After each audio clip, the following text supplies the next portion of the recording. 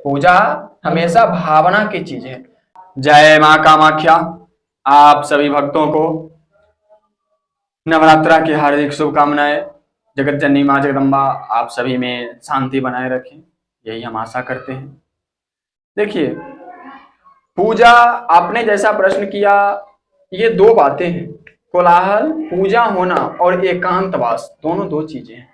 एकांतवास का मतलब होता है साधना। साधना और पूजा दोनों में बहुत का फासला है, बहुत फर्क है। दोनों के अलग अलग प्रारूप हैं और दोनों के अलग अलग परिणाम भी हैं। एकांतवास भावना प्रस्त है, वो उसके लिए है जो साधक हैं, जो साधना करते हैं। दोनों में लाभ ज्यादा कितना है? देखिए, साधना एक अलग, असाधना सीधा समझिए कि साधना एक एंटीबायोटिक की तरह है, जो कोई रामबाण की तरह काम करता है। लेकिन साधना हर मनुष्यों से बाहर की चीज है। हर एक सिक्के के जिस तरह दो पहलू होते हैं, उसी तरह किसी भी मार्ग को प्रशस्त करने के दो रास्ते होते ही हैं। तो साधना अभी इस कलयुग में हर मनुष्यों के बस का नहीं है, क्योंकि साधना वो है, साधना का वास्तव में अर्थ होता है मन शांति। मन का एकाग्रचित होना ही सबसे बड़ी चीज है, जो अभी के कलयुग में हर मनुष्यों से संभव नहीं है। और पूजा है, पूजा मंत्र प्रधान है।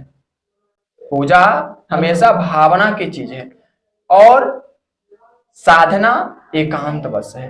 प्रभाव हमेशा अधिक होता है साधना का, लेकिन साधना केवल एक मनुष्यों के लिए होता है। पूजा में बहुत सारे मनुष्यों की सहभागिता होती है। एक साथ सबके कल्याण के लिए पूजा ही आवश्यक है। साधना है, साधना करके मैं केवल एक का कल्याण कर सकता हूं। लेकिन अगर पूजा, कहीं भगवती की पूजा अर्चना की जाती है, उसमें बहुत सारे लोग इकट्ठे होकर अपना सहभागिता जताते हैं और सबका कल्याण ही होता है। शास्त्री जी, अभी अभी गणेश पूजा की विसर्जन हुई है, उसमें वडोदरा में ये क्या बोले, यूपी महाराष्ट्र जैसे लोग जगहों पर मूर्ति विसर्जन के समय पथराव हो गया। ठीक है, जी। अब पूजा हम लोग कर रहे हैं, लोगों की भीड़ इकट्ठा हो रही है और उसमें ऐसे मामले आ जाते हैं, बड़ी दुखद है। आप क्या कहना चाहेंगे, आप अपने एज ए आचार्य के हैसियत से क्या होना चाहिए वास्तव में उचित? देखिए, होना तो ये चाहिए कि हम मनुष्यों में हमेशा पूजा में अपनी सहभागिता जतानी चाहिए, प्रयास रहना चाहिए कि यदि हम उसको सफल बनाने में सहयोग नहीं कर सकते हैं तो उसमें विघ्न ना डाले। ये मेरा पहला धर्म होता है।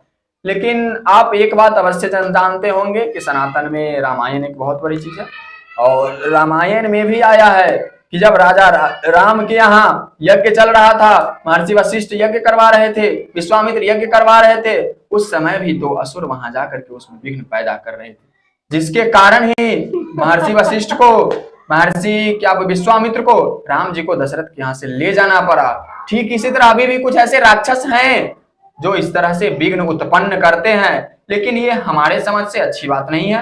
यदि हम उसमें सहभागिता नहीं जता सकते हैं तो उसमें विघ्न डालना का मेरा कोई हक नहीं बनता है, और शायद ऐसे मनुष्यों को कभी सदगति प्राप्त नहीं होती है। ये बहुत कहने की बात आपने बताया कि ऐसे करने वाले को परिणाम भी बुरा ही आता है, सदगति भी नहीं मिलती है, अर्थात कल्याण भी नहीं मिल सकता उसको।